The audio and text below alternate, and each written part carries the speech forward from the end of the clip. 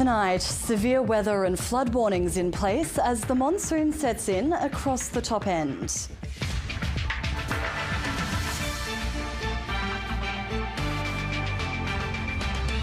Queen of Hearts, Denmark prepares to celebrate the crowning of Australia's Queen Mary.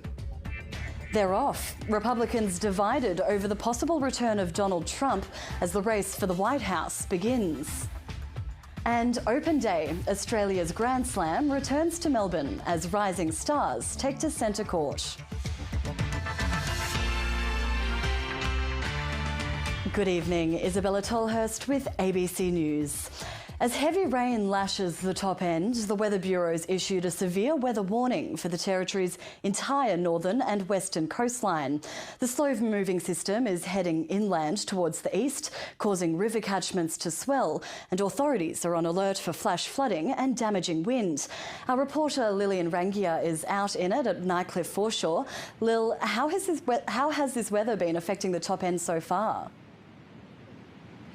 Well, here at Nightcliff, the wind has really picked up and the waves are absolutely bashing against the rocks behind me. It's even brought locals down to the foreshore to check out the action, which is basically being caused by two factors. The first is a monsoon flow that's extending over the northern coastline and expected to deepen overnight and into Monday. The second is a low that's been spinning around near Wadair over the past couple of days, and already that's brought 170 mils in the gauges to Wadair this morning. Now, those have prompted the authorities to issue a severe weather warning, particularly for the risk of flash flooding and damaging winds. We have seen those cause a little bit of destruction in parts of the top end so far today, including damage to the roads and tree branches down. And how is this weather system going to develop over the next few days? Well, as you mentioned, it's pushing inland, so both from the northern coast and the low to the west are both slowly pushing inland, bringing those falls more towards inland parts of the top end. The Weather Bureau says there's a very low risk of a cyclone developing in the coming 7 days, but what they are concerned about is the risk to the river catchment in the western half of the top end and the lower Victoria River. We are seeing the rivers rise with each individual shower passes through the catchment or storm passes through the catchment. So there is generally, they are coming up, but there's still enough soaking in to slow the rises that we're seeing in the rivers. We will potentially see further increases as we go through the week, and we're really carefully monitoring those river heights to gauge when that will happen. So that's why the Weather Bureau says it's really important for Territorians to keep up to date with their latest advice and on their website, and also pay attention to alerts from emergency agencies like Secure NT.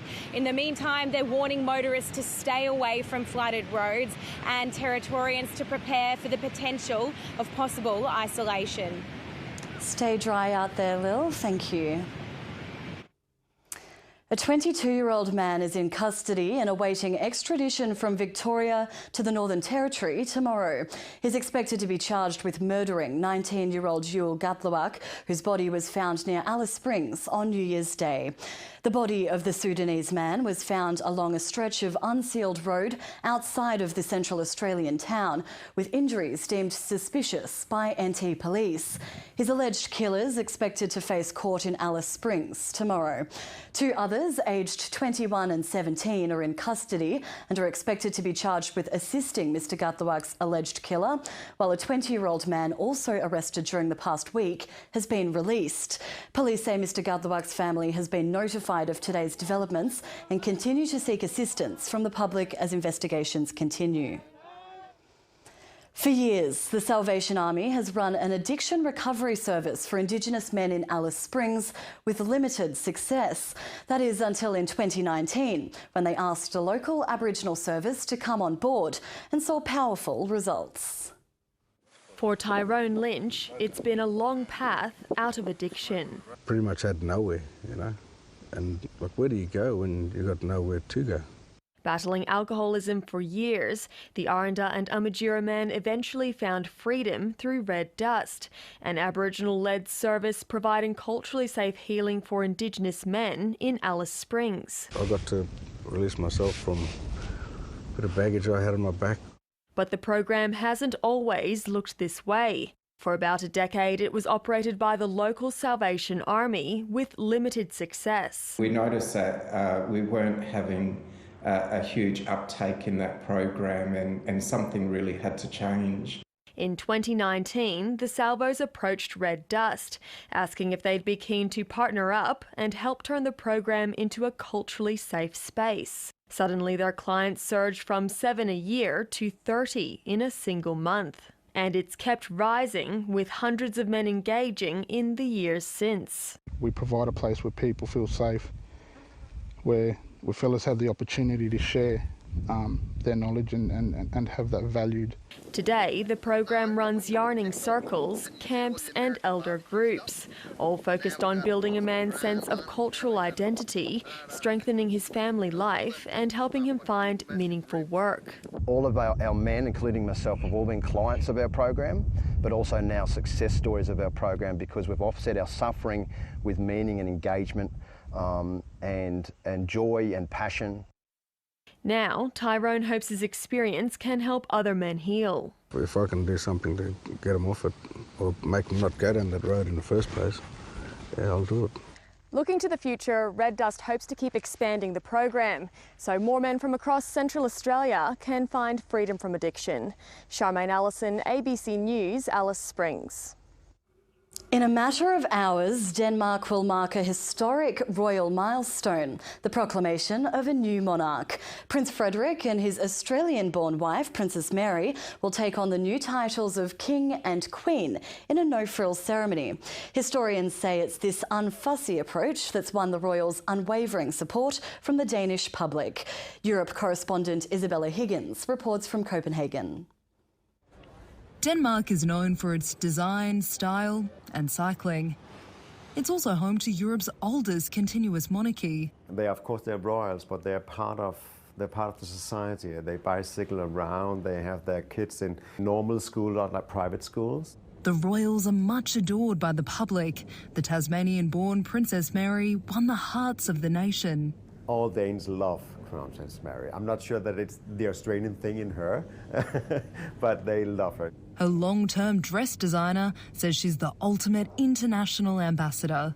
She's done wonderful things for our royal family, and she's really liked in Denmark. There will be no grand coronation here to proclaim the new king, and many say that's just how they like it. Yeah, it's kind of Danish. Not too many like diamonds and caves and stuff like that. The royals in Denmark, it's on a different scale than in the UK. Not as much money. The glamour is still there, but on another scale. Sometimes Europe's royal houses have been referred to as bicycle monarchies. They're smaller and cheaper than their British peers, and some say the Danish royals have survived for so long because of their drive to modernise.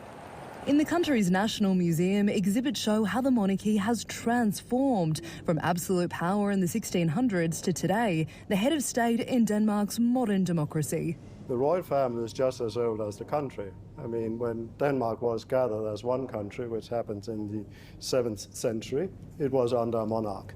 And it's evolved somewhat since then. It survives also through the revolutionary years and centuries of Europe, probably because it evolved with the society. A new royal couple set to steer this dynasty into the decades ahead.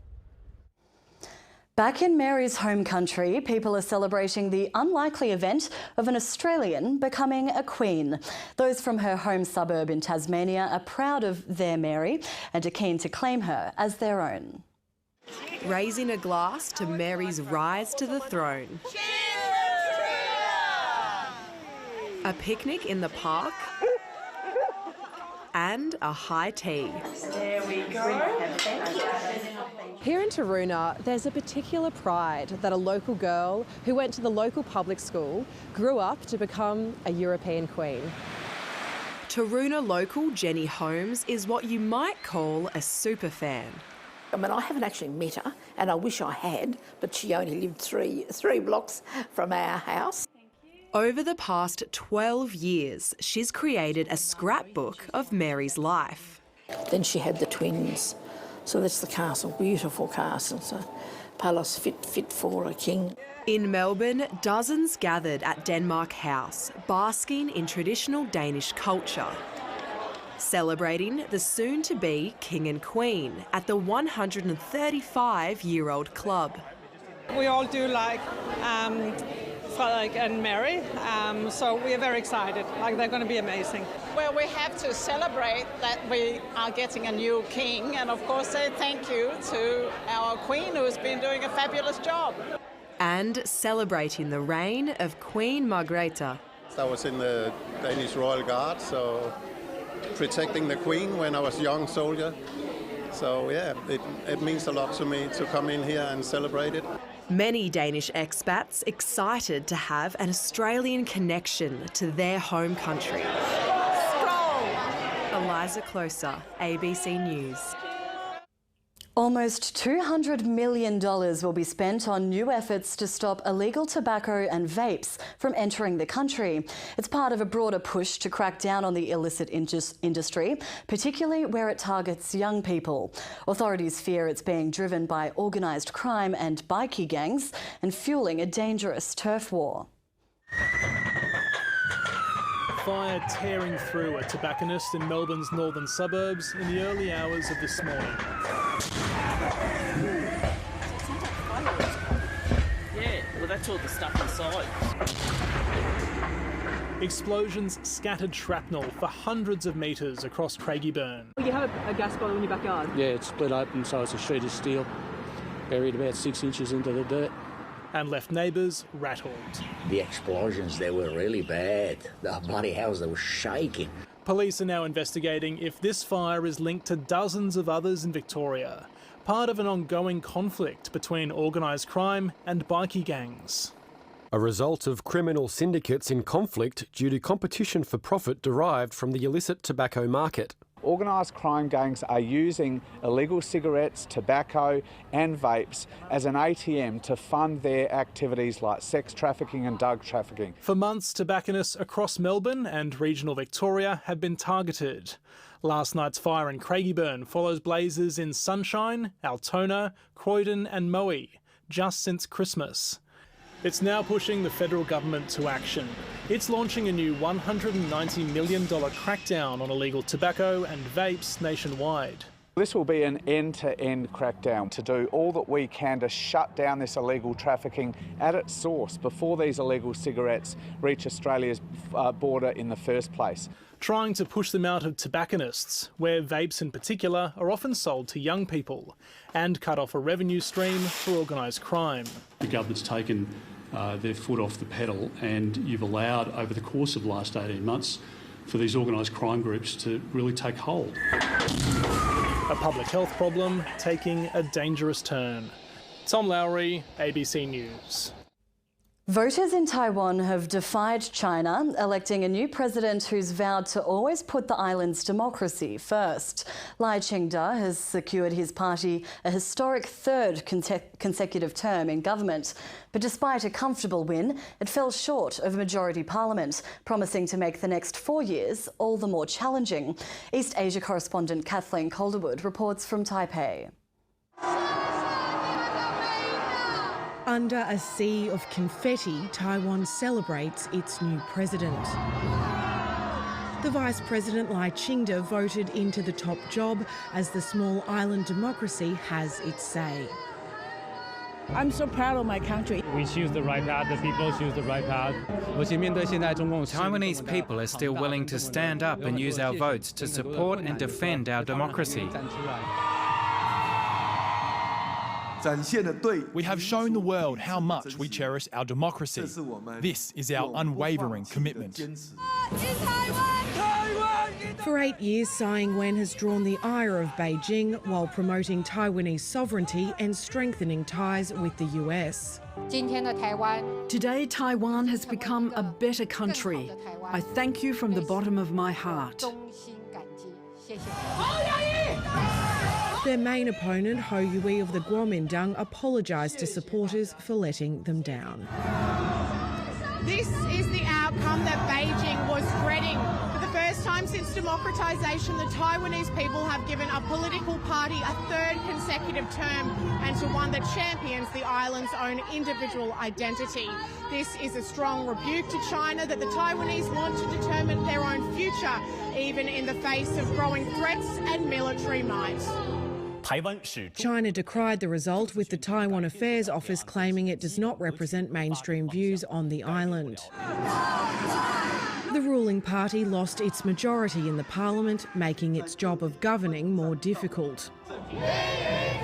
At home, it'll have to address growing discontent among young people over housing prices and cost of living pressures. Across the strait, it'll be a challenging balance between sovereignty and peace with Beijing. We are telling the international community that between democracy and authoritarianism, we will stand on the side of democracy. That's a fight that looks set to only get harder. Kathleen Calderwood, ABC News, Taipei. The US election isn't until November, but the race for the White House officially kicks off this week. Republicans in Iowa will be casting their votes for the party's nominee. Donald Trump is up against high-profile rivals, including his former UN Ambassador Nikki Haley and Florida Governor Ron DeSantis. But the former president remains the overwhelming frontrunner for the nomination, despite facing 4 sets of charges and a legal push to stop him from running in some states. If he does become the candidate, he'll likely face a rematch with Joe Biden, whose campaign is grappling with concerns about his age and unpopularity. North America correspondent Jade McMillan is in Des Moines, Iowa, for tonight's special report. People living in Iowa know how to make the most of their brutal winters and of the intense political attention they receive every 4 years. The caucus comes down, it gets crazy here. Lots of people come flying in. Iowa is the first US state to have its say on who should contest the presidential election. And some Republicans are doing whatever they can to try to stop Donald Trump from becoming their nominee. We just don't need him bringing all of his court cases and all of his vengeance, and we need to put all that crap behind to get things done. Donald Trump is facing a total of 91 criminal counts in 4 cases. He's been charged over hush money payments in New York and alleged election interference in Georgia. He's also facing 2 federal trials, one in Florida over his handling of classified documents and another in Washington in connection with the January 6 attack. The former president has used his court appearances as campaign stops, rallying supporters behind his claims that the prosecutions are politically motivated. When they talk about threat to democracy, that's your real threat to democracy. He's fighting for the nomination against his former United Nations Ambassador Nikki Haley and Florida Governor Ron DeSantis. But if the polls are correct, the majority of people who braved the freezing temperatures to vote this week will be backing the 45th president. It's amazing that he was able to accomplish what he did with all the obstacles that was put in front of him. I want him to get back to be president so he can finish what he started. Iowa is a relatively small rural state, and the winner of the Republican race here isn't guaranteed to become the party's nominee. But for the candidates, this contest is all about trying to build momentum for their campaigns. So it winnows the field, right? It gets a ton of media attention, and it has the potential to launch a presidential candidate to the White House. Its current occupant is hoping to stay on for another 4 years. Joe Biden would be 86 by the end of a second term.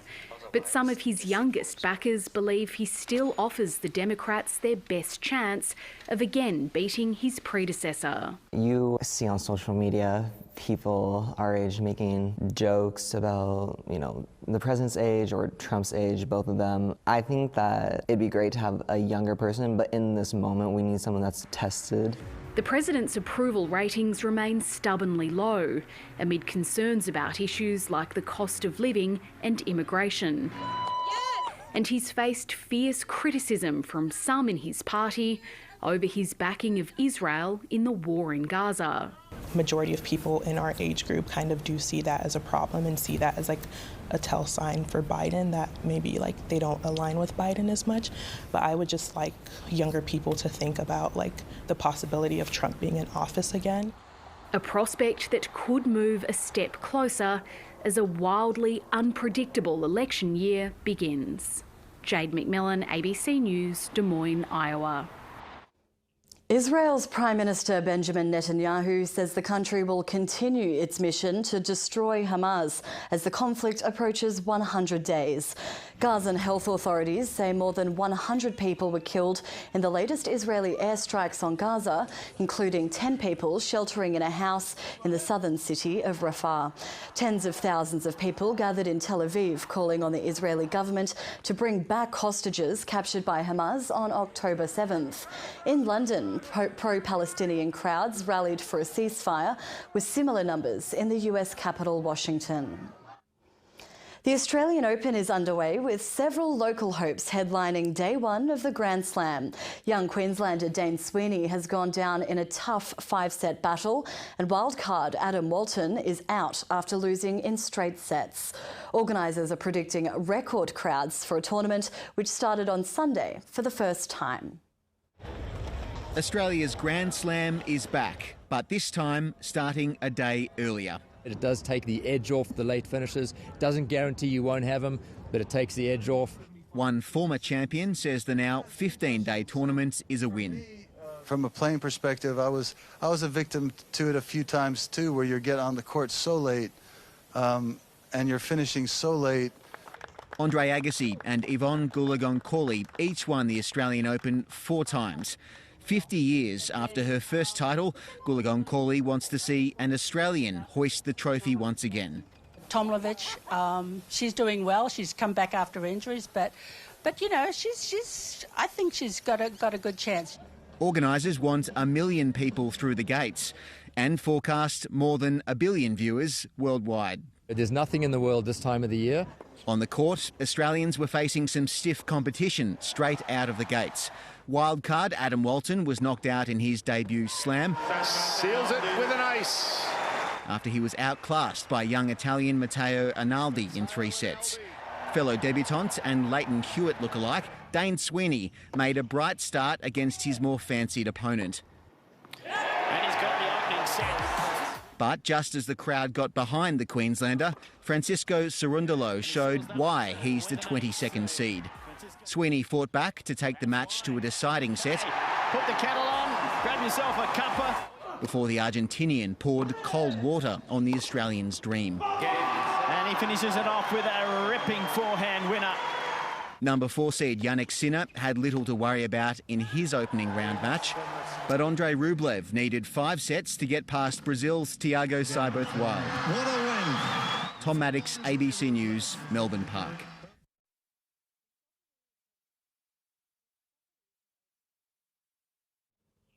The Socceroos have overcome a sluggish start against India to open their Asian Cup campaign with a 2-0 victory in Doha in Qatar. Kept scoreless in the first half by their opponents, the Socceroos sealed victory through Jackson Irvine and substitute Jordan Boss. Despite a flurry of chances, Connor Metcalf. Australia failed to capitalise on 12 corners and more than 70% possession in a frustrating first term. We can improve on everything, and the boys know that. One disappointment probably was our set pieces, because we work quite a lot on it. After 50 minutes, Jackson Irvine opened the scoring, pouncing on a mistake from the Indian goalkeeper. Their first goal at this AFC Asian Cup. Obviously, it would have been nice to score more goals. We created enough opportunities, but pleased with the way we handled it again. Young Socceroo Jordan Boss came off the bench to double Australia's advantage with his first touch. It's his first international goal. It couldn't have gone any better. He brings a lot to the team. So, I believe in Australian youth. We've got some good quality players coming through, and it's a great experience for them to be here with some senior players.